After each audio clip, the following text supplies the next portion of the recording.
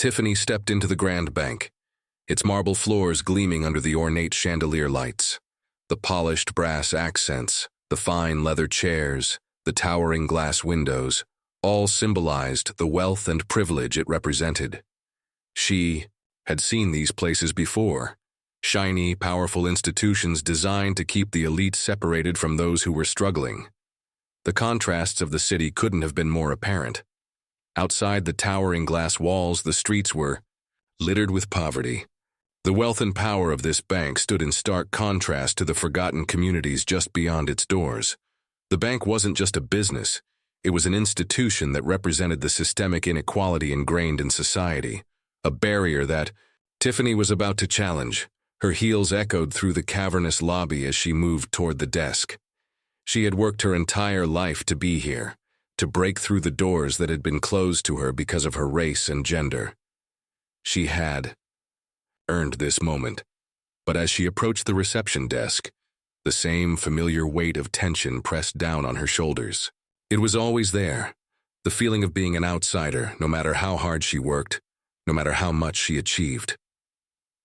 Tiffany took a deep breath and walked into the sleek office of the CEO, David Hall.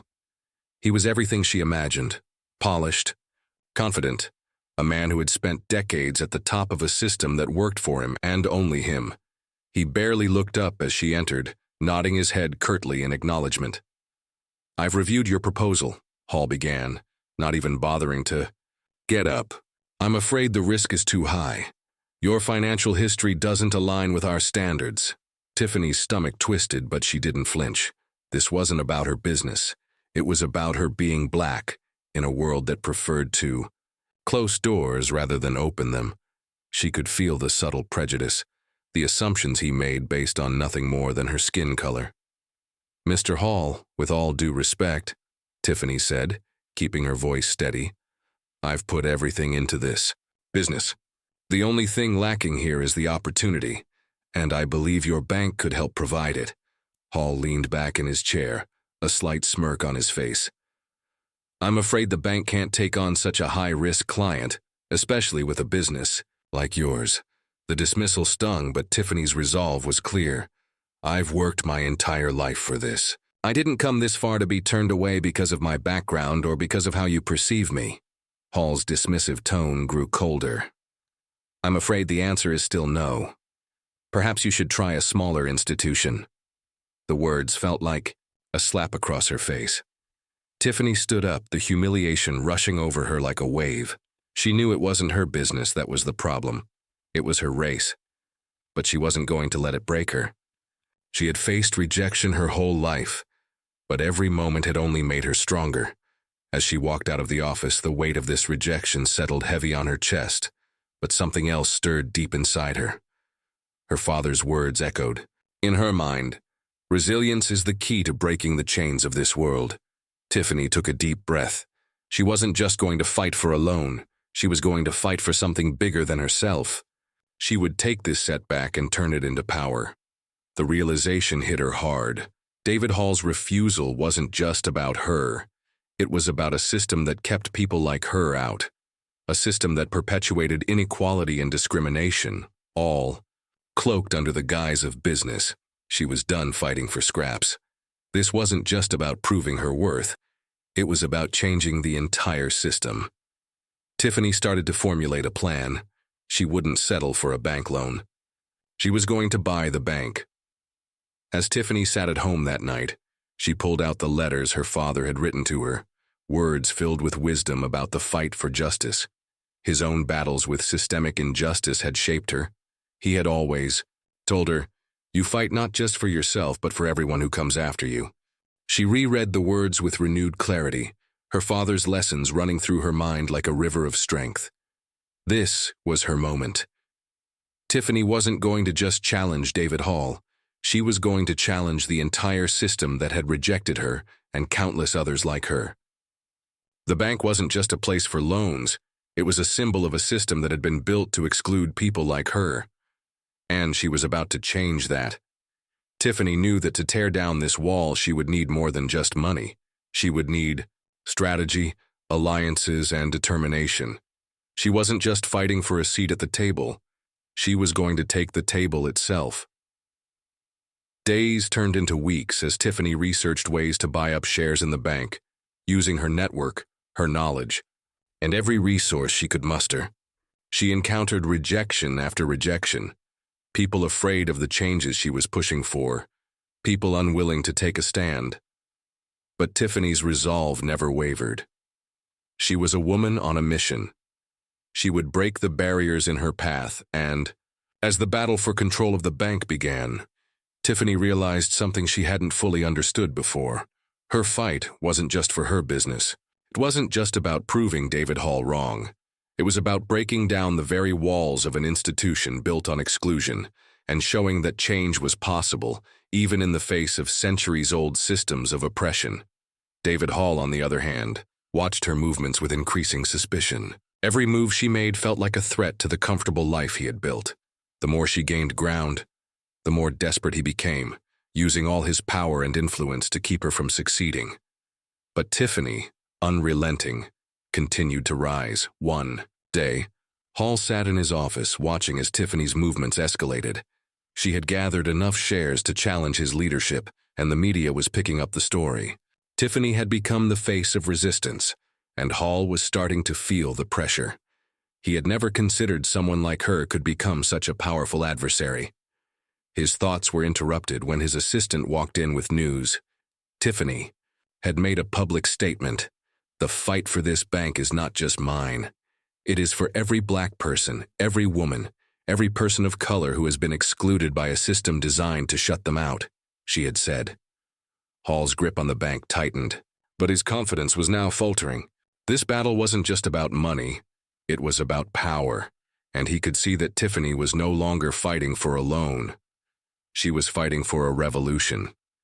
Tiffany sat across from David Hall, the polished CEO who represented everything she had worked so hard to break into. Her hands gripped the edge of her proposal tightly, trying to steady the storm brewing inside her. She had worked tirelessly to craft a solid plan for her business, a plan that was financially sound, well thought out, and full of potential.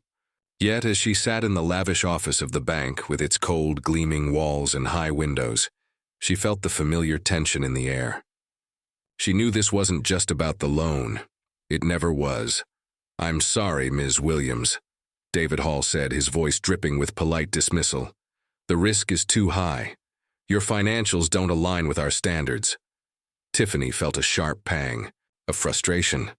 She had heard those words before, often enough to know that the real reason had nothing to do with her financial stability. It had everything to do with the color of her skin.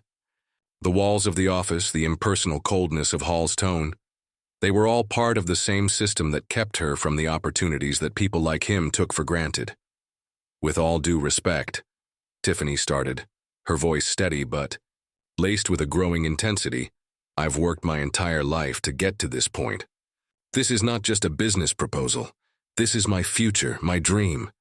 I've earned the chance to make this work, and my qualifications should speak for themselves." Hall barely looked up from his desk. "I understand your position, but unfortunately, the bank has guidelines. These decisions are based purely on business sense, not personal factors." Her chest tightened. "I'm not asking for charity, Mr. Hall. I'm asking for an opportunity." He shifted in his chair, clearly uncomfortable with the confrontation, but there was no mistaking the finality in his tone. "I'm afraid I can't approve this loan. It's too risky." The words stung, sharper than she expected. Tiffany stood up, her resolve shaking but firm. She had been rejected not just for the loan, but for who she was. As she walked out of the office, the anger simmered, but it wasn't just anger for herself. It was for everyone who had been rejected for reasons they could not change, reasons that had nothing to do with their abilities or worth, the weight of being the only one. Walking out of the bank, Tiffany found herself standing on the busy sidewalk, the weight of the world pressing on her shoulders. She had felt it before, but today it hit harder. The weight of being the only one, the only black woman in so many rooms, the only one in so many spaces. She had fought her way through countless boardrooms, enduring the looks, the subtle judgments, the unspoken biases. But the question always lingered. Would she ever be able to break through the glass ceiling of a world built by and for people? Like David Hall, it had taken years of proving herself, of always feeling like she had to be better, smarter, stronger, just to be seen as equal.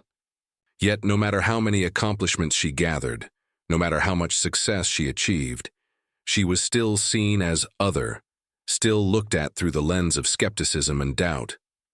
The world outside the bank felt different now, distant, as though the road she had walked on all these years had suddenly changed.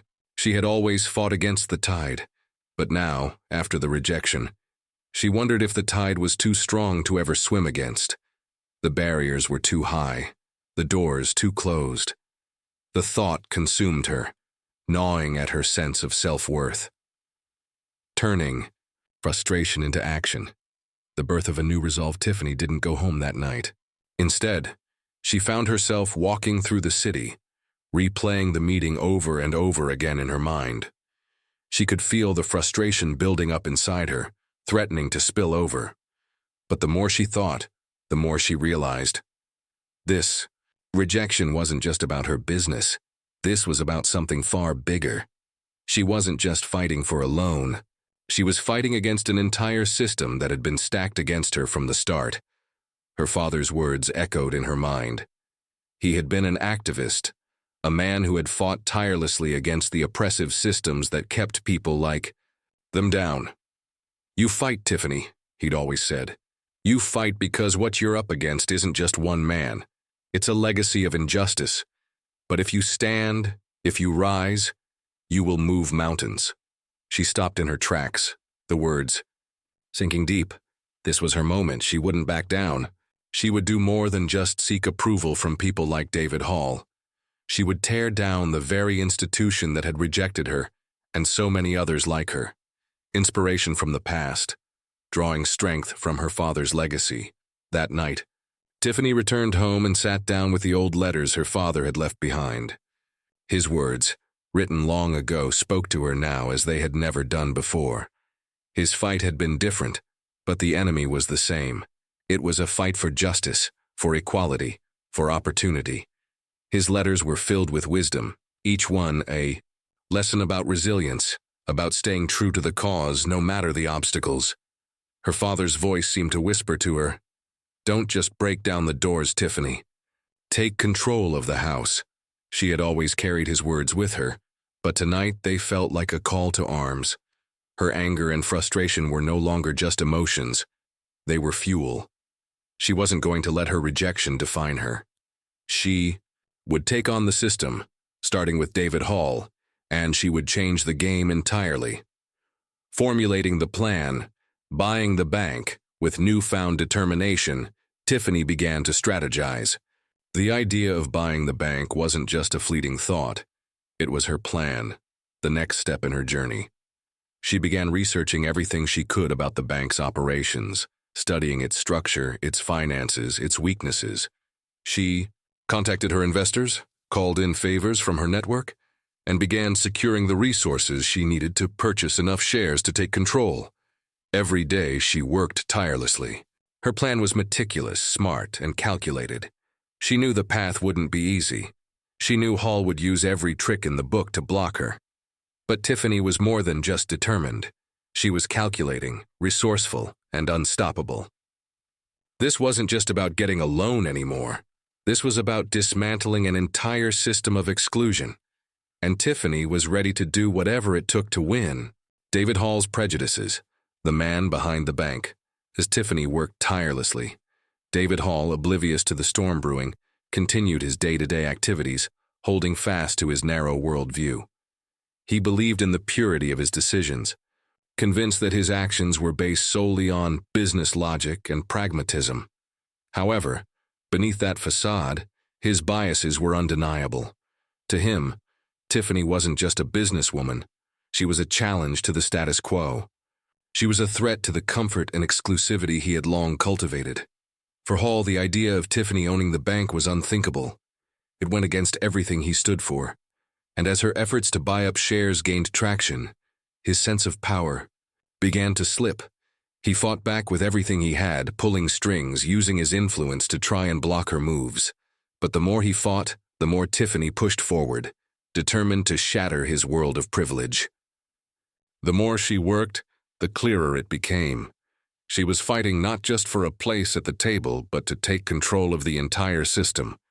And Tiffany wasn't about to let anyone, least of all David Hall, stand in her way.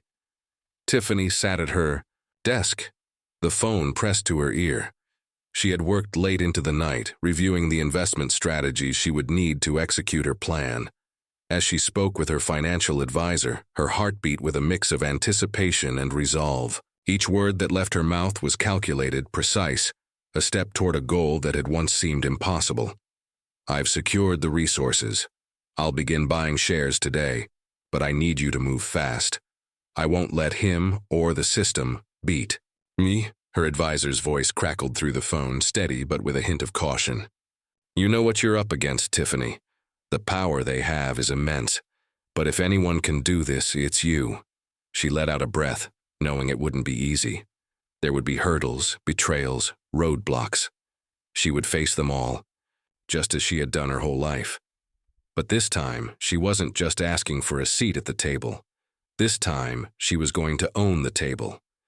She disconnected the call and looked out the window, the city sprawling before her, a city that had been built on systems designed to exclude people like her, but not anymore. Tiffany was about to change that. Days passed and Tiffany's strategy unfolded. She watched the stock numbers climb as she purchased shares, each move a piece of the intricate puzzle she was building. She outmaneuvered David Hall at every turn, her quiet determination causing his carefully constructed empire to tremble. He had no idea who he was dealing with, and Tiffany relished in the control she was beginning to take. David Hall's calm demeanor was starting to cracken. The man who once sat comfortably at the top of his financial kingdom began to feel the weight of Tiffany's challenge. He watched as Tiffany's influence grew, his grip on the bank slipping inch by inch. His meetings grew more tense, his decisions more erratic. No one has ever come at me like this before, he muttered under his breath as he watched the numbers fall on his screen. He clenched his fists, his mind racing with ways to stop Tiffany's progress. But Tiffany was always one step ahead. She had the strategy, the vision, and, more than anything, the will to make it happen. Every move she made felt like a confirmation that her fight wasn't just for herself. It was for every person who'd been pushed aside for the color of their skin, for their gender, for their status. She was making a statement. Ms. Williams, your efforts have sparked quite the public debate, a reporter said, catching Tiffany outside her office one afternoon. You've been very vocal about the inequities in the banking industry. What's your next move? Tiffany paused, the weight of her own words sinking in. The fight had grown beyond her desire to simply own the bank. It had become a movement. She had become a symbol of resistance, of defiance against a system built on exclusion. The media loved the story. A determined black woman, going up against the top 1%, fighting not just for herself, but for everyone who had ever been denied access to power. She turned to the reporter, her voice steady but full of passion. This isn't just about money or control. It's about changing the system. People like David Hall have had control for too long. It's time to give the rest of us a seat at the table, to give everyone a chance to succeed, not just the privileged few. The reporter nodded, writing quickly. And you believe the system can change? Tiffany smiled, her eyes narrowing with resolve. It will. I'm not asking for a chance anymore, I'm taking it. As the media frenzy escalated, Tiffany's voice became louder, stronger. She appeared on news outlets, speaking out against Hall's discriminatory practices and calling out the systemic racism in the banking world. The truth began to sink into the public's consciousness. Tiffany wasn't just fighting for one loan. She was fighting to dismantle an entire institution that had thrived on inequality. Her speeches were filled with the kind of clarity and authenticity that only someone who had lived through it could deliver. She spoke of the countless doors slammed in her face, of the glass ceilings she had shattered with her own hands, and of the people who had been denied opportunity simply because of their race or gender. David Hall's bank is not a business, she said in one speech, her voice carrying to the farthest corners of the city. It's a fortress of privilege, and I'm here to tear it down. The tension between Tiffany and Hall reached a boiling point. Hall's attempts to block her purchase of the bank only seemed to intensify the public's support for Tiffany. As her influence grew, so did the backlash from those who benefited from the status quo.